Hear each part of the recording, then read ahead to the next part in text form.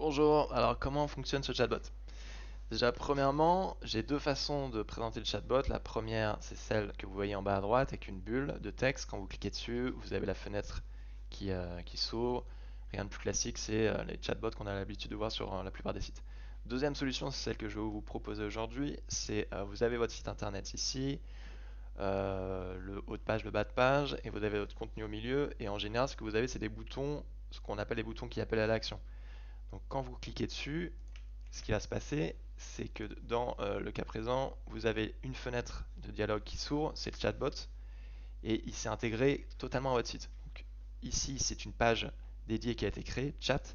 Vous retrouvez votre haut de page, votre bas de page, et le contenu, c'est le chatbot qui, comme vous pouvez le voir aussi également, est personnalisable. Donc vous avez votre code couleur, le logo, etc. Ce qui est personnalisable également, c'est l'architecture du chatbot. C'est-à-dire que si évidemment vous n'êtes pas uniquement spécialisé dans l'installation de panneaux solaires, vous proposez d'autres services comme les pompes à chaleur, etc., on peut rajouter d'autres fonctionnalités, on peut rajouter d'autres arbres de dialogue si vous voulez. Et en parlant de ça, ce chatbot il est hybride, c'est-à-dire qu'il n'est pas 100%, fonctionne pas 100% à l'intelligence artificielle, et c'est pas non plus un chatbot qu'on peut retrouver sur, par exemple, si vous voulez, les sites de gouvernement, où vous avez un bouton, un choix qui vous emmène sur d'autres choix, etc. Une arborescence verticale un peu fermée. Non. Là, par exemple, parce que je vais vous faire une démonstration, j'ai trois boutons qui sont proposés, qui me paraissent être les attentes les plus importantes du client potentiel, de l'utilisateur du chatbot. Et c'est donc pour lui faciliter, si vous voulez, son, euh, son expérience avec le chatbot. Mais à n'importe quel moment, il peut écrire un message. Par exemple, je voudrais estimer le potentiel solaire de ma maison. Et ce qui va se passer, c'est que le chatbot va analyser le message. Il a cette fonctionnalité-là grâce à l'intelligence artificielle et il va en extraire une intention. Ici, il aurait pu très bien poser une question comme est-ce que les panneaux solaires sont recyclables ou des informations sur votre entreprise, votre zone d'intervention, etc. Ça aurait été la même chose. Ici, il a déduit que l'intention du message était d'accéder à l'outil d'estimation. Donc c'est ce qu'il a fait. Et en l'occurrence, c'est ce qu'on va découvrir ici. Donc comment j'ai conçu l'outil d'estimation. Déjà, j'utilise l'API Solar de Google. Donc c'est un nouvel outil, enfin pas un nouvel outil, mais qui a été amélioré récemment et qui permet avec juste des coordonnées, donc latitude, longitude, de, euh, de retourner énormément de données sur une habitation. Donc la surface du toit, combien de panneaux solaires peuvent être installés et pour chaque panneau solaire, combien d'électricité il peut générer. Donc c'est un outil très développé et qui permet d'établir, si vous voulez, une estimation relativement précise. Donc moi, comment je l'utilise? Donc j'utilise le moins déjà d'informations possible. J'essaie de me démarquer de la concurrence où en général ce sont des formulaires à multiples étapes où on demande énormément d'informations. Moi, je pense qu'on est sur un outil d'estimation, on n'est pas en train d'établir un devis, si vous voulez, parce que je pense que c'est évidemment très compliqué. Il faut absolument se déplacer chez le client pour, euh, pour établir un devis très précis. Moi, l'objectif ici, c'est d'informer le client potentiel qui s'intéresse aux panneaux solaires et,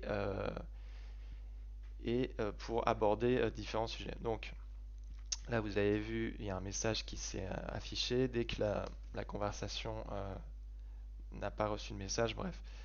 Donc là, il me demande une adresse. Donc ce que je demande d'ailleurs, c'est l'adresse de l'habitation et une idée de la consommation. Donc en l'occurrence, c'est la consommation d'électricité annuelle en kilowattheure et je lui demande aussi sa facture d'électricité annuelle. Donc on va commencer par l'adresse évidemment. Même chose que tout à l'heure, je peux très bien écrire mon domicile est situé à telle adresse. Donc on est dans une conversation. Il est intelligent. Donc je vais rentrer une adresse. Euh, voilà. Et ce qui se passe, c'est que il va analyser le message, comprendre qu'il y a une adresse, analyser déjà aussi si l'adresse est complète, etc. Donc il y a tout un processus derrière. Ça paraît simple comme ça, mais et ensuite je valide l'adresse grâce à un autre outil de Google qui s'appelle l'API Geocoding. Euh, je mentionne bien l'adresse pour vérifier que c'est la bonne. Si c'est le cas, ensuite je lui demande donc ces informations concernant sa consommation. Donc s'il les a, je vais lui demander. Et sinon, ce que je peux lui proposer, toujours dans le but de simplifier un petit peu, si vous voulez, le processus, c'est parce on est sur une estimation, les gens parfois n'ont pas leur facture d'électricité sous la main ou sont pas prêts à révéler, si vous voulez, ces informations-là pour peu importe la raison, mais ils sont là pour tester, ils veulent des informations très bien. Donc, on va partir sur ce choix-là. Une famille de 4 avec chauffage mixte, c'est très bien. Et donc, on arrive sur ce message que j'appelle le message teaser qui va donner quelques informations, mais qui va proposer tout de suite derrière un rapport plus complet et personnalisé par email sans aucun engagement. Ce qui va vous permettre évidemment de collecter toutes les informations sur le client potentiel. Donc, ce que j'imagine, c'est que dans 90% des cas, il va cliquer sur oui. Et donc là, on va entrer dans une façon plus dynamique, plus conversationnelle de collecter des informations. Donc, très bien, on me demande mon prénom et mon nom. Toujours pareil, sous forme de conversation. Ensuite, l'adresse email. Donc là, ce que je vais faire, c'est que je vais mettre une vraie adresse email pour vous montrer un petit peu le mail qu'on va recevoir. Numéro de téléphone. Là, peu importe. C'est pas important pour le test. Très bien. Donc là, j'ai le message qui m'indique que j'ai bien reçu. Et c'est le cas. Et donc, le client reçoit lui, si vous voulez, ce mail. Donc, ça peut être aussi sous forme d'un PDF avec toutes les informations de votre entreprise. Et il a son rapport. Donc j'ai mis énormément d'informations dedans, le coût de l'installation, euh, le nombre de panneaux solaires qui seront installés. Donc moi je me suis basé sur du 375 watts en puissance nominale pour les panneaux. Et donc je pourrais vous détailler tous les calculs effectués, mais ça prendrait trop de temps. Sachez juste que je prends en compte euh, la perte évidemment du courant alternatif ou continu, que je prends en compte l'augmentation du prix de l'électricité sur la durée des panneaux, que je prends en compte plein de paramètres qui font que l'estimation est très précise et réaliste. C'est pour ça d'ailleurs qu'on obtient, je crois, un temps de retour sur investissement de 13 ans. Euh, je pense qu'on est sur des valeurs qui me paraissent assez réalistes. Je prends même en compte, si vous voulez, je peux peut-être en parler vite fait, le revenu de la revente de surplus. Alors comment je procède? J'ai découvert, si vous voulez, une étude allemande qui indiquait que pour des installations euh, dimensionnées pour produire 50% de la consommation totale d'électricité annuelle, on pouvait atteindre un taux d'autoconsommation entre 40 et 50%, ce qui me permet, si vous voulez, de calculer la consommation d'électricité qui sera autoconsommée par le client et donc par déduction celle qui sera revendue. Donc voilà, donc c'est comme ça que j'ai réussi à obtenir tous ces résultats.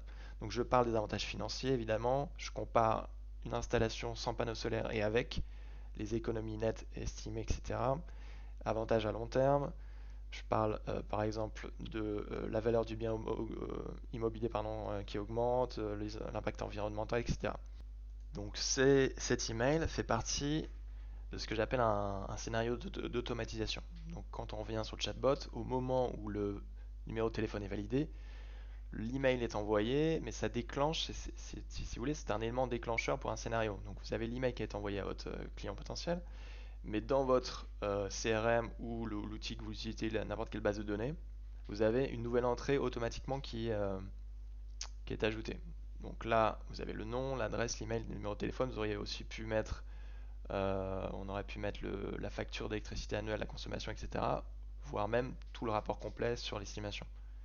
Donc ça, c'est le minimum vital pour moi.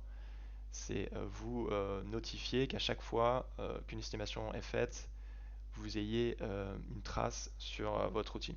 Ça peut être aussi en troisième élément, une notification pour la personne qui est chargée de ce suivi des clients, du support client, etc., la gestion des clients, euh, par n'importe quelle application, voire par, je sais pas, par mail, par SMS, etc. Donc, comme vous pouvez le voir, le chatbot est là pour vous simplifier les choses. Il est là pour automatiser le plus possible les tâches répétitives qui vous font perdre du temps, et il est là pour informer l'utilisateur, le visiteur de votre site, qui n'a pas encore le potentiel pour devenir un client, mais qui en général c'est celui qui vous fait le plus perdre de temps par mail ou par téléphone. Ce que vous voulez, c'est déléguer tout ce travail en amont à votre chatbot, qui va, grâce notamment à des fonctionnalités comme l'estimation du potentiel solaire, donner beaucoup d'informations et répondre à la plupart des questions. Et ça, H24, 7 jours sur 7, bien sûr. Et n'oubliez pas que le chatbot est entièrement personnalisable. Si vous souhaitez qu'on vous ajoute des fonctionnalités spécifiques, des informations spécifiques, etc., on peut le faire. C'est comme, si vous voulez, une application web complète qu'on intègre dans votre site internet sous forme de cette fenêtre de chat et avec sa page dédiée. Donc à n'importe quel moment, à aucun moment, pardon, le visiteur sort de votre site. Voilà, c'est tout pour cette vidéo. Donc si vous voulez en savoir plus, n'hésitez pas à visiter notre site internet dominowave/chatbot-solar.